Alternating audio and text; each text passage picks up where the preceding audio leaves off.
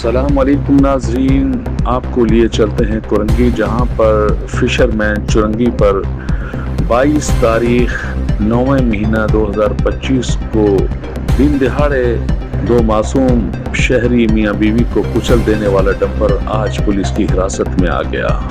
تفصیلات کے مطابق تھانہ زمان ٹاؤن کی حدود میں درج FIR میں مطلوب ڈمپر دو معصوم شہریوں کو کچل کر فرار ہونے میں کامیاب ہو گیا تھا۔ FIR کے مطابق سعید اللہ اور اس کی بیوی رحیمہ خاتون کو کچلنے والا ڈمپر سندھ سولید مینجمنٹ کمپنی کا ہے اور اس کا جو مینیجر ہے کورنگی میں، اس نے اس ڈمپر کو ڈمپ کر دیا تھا۔ پولیس نے تحقیقات کے دوران اس ڈمپر کو برآمد بھی کیا۔ ڈمپر کا ڈرائیور محمد نعمان ولد محمد سعید فرار ہو گیا ہے۔ ذرائع کے مطابق محمد نعمان بلال کالونی کا رہائشی ہے۔ اس کی گرفتاری کے لیے پولیس جگہ جگہ چھاپے مار رہی ہے۔ رپورٹ محمد انس میو، کیمرہ مین محمد حسن راجپور، کورنگی، کراچی۔